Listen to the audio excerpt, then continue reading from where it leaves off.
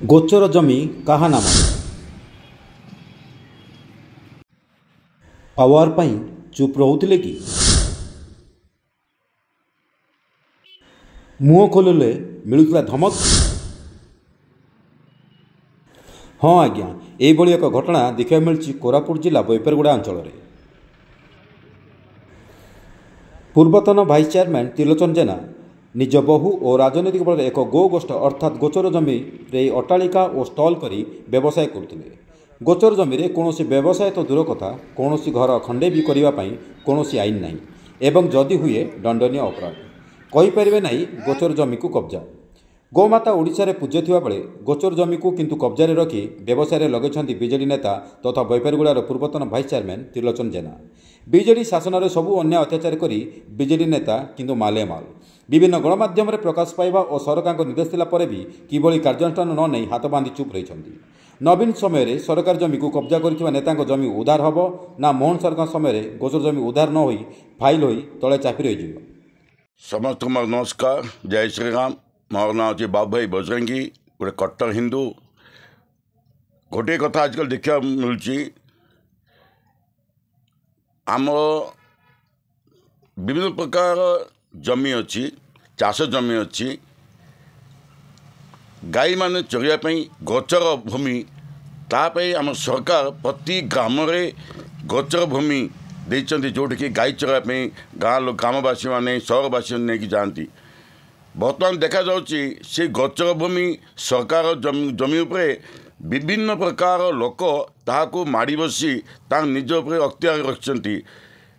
गाई मैंने खाइबे कोटी तांको खाइबा मिलू नहीं।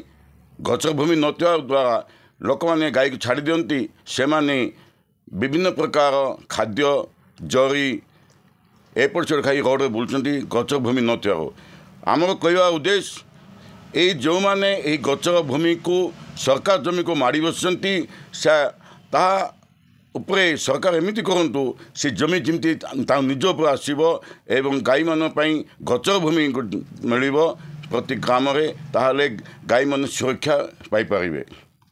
ओडिशा गवर्नमेंट सेटलमेंट एक्ट 1962 अनुसार प्रत्येक ग्रामर 5% जगह गोचर भूमि पर उद्दिष्ट अच्छे।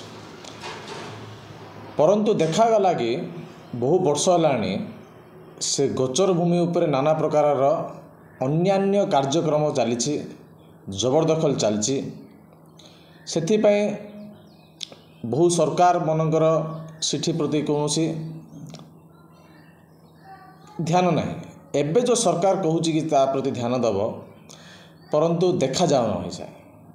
मुझे कहूँ ओडिशा एनक्रोचमेंट एक्ट अच्छी से एनक्रोचमेंट किए भी करुच्ची ताकू कढ़ाई जापर से एक्ट अनुजाई आउ गोचर भूमि को खाली एनक्रोचमेंट रु रक्षित करले हेनी ताकू आहरी डेभलप करिया पड़ो घास लगे पड़ो जेहेतु आमर गाई माने और गोवंश गुड़िक उद्धार पाए सरकारी कर्मचारी मानकर।